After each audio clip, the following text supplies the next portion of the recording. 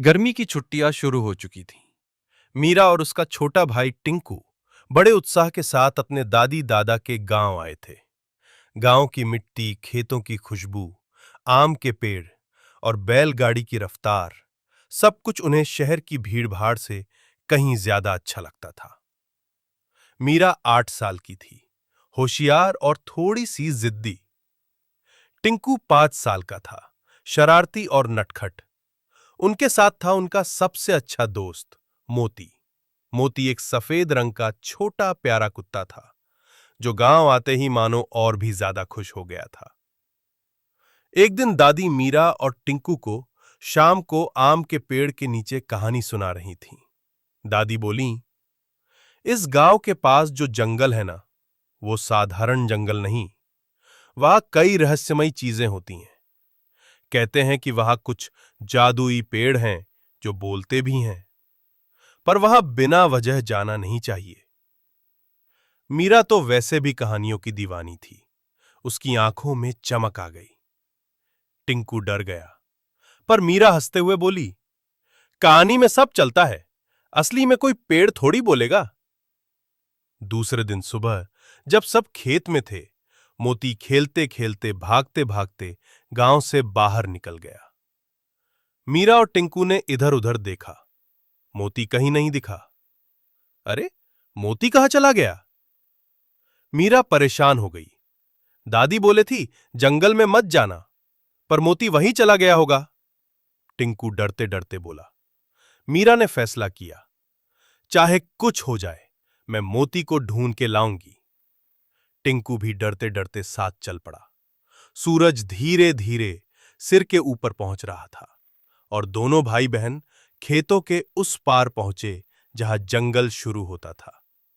सामने बड़ा सा बोर्ड लगा था, सावधान, जंगल में अजनबी ना जाएं। पर मीरा रुकी नहीं।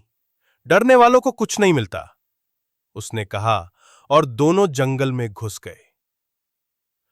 जंगल में घुसते ही माहौल बदल गया। पेड़ों की शाखाएं अजीब सी फुसफुसाहट कर रही थीं।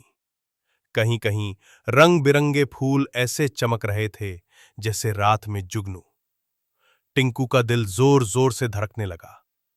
मीरा, मुझे डर लग रहा है।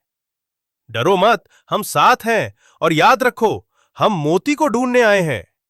मीरा बोली और टिंकू का हाथ कस के पकड़ ली। कुछ दूर जाने के बाद मीरा को हल्की हल्की आवाज सुनाई दी, कुंकू कुंकू। टिंकू, सुनो, ये तो मोती की आवाज है। दोनों बच्चे आवाज के पीछे पीछे भागे। अचानक रास्ता दो हिस्सों में बंट गया।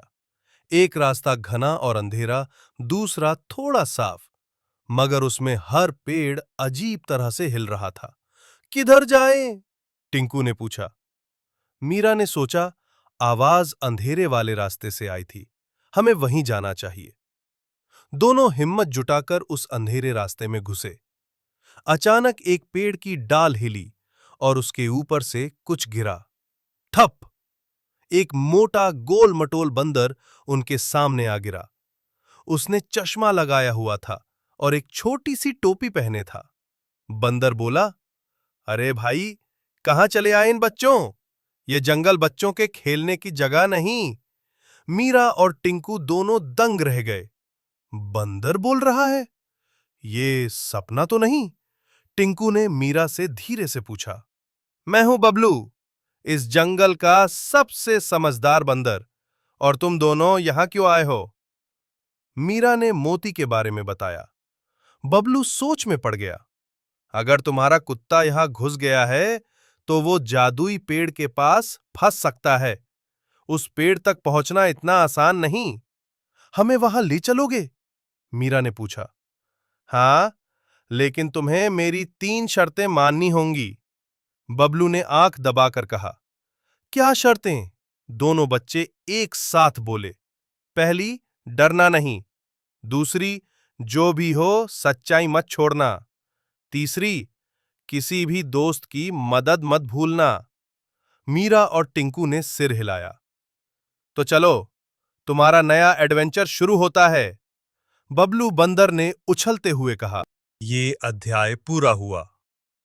दूसरे अध्याय के लिए वीडियो को पूरे देखें और सपोर्ट दिखाएं। अच्छे व्यू आए तो जल्द ही पोस्ट करूंगा। धन्यवाद। राधे राधे।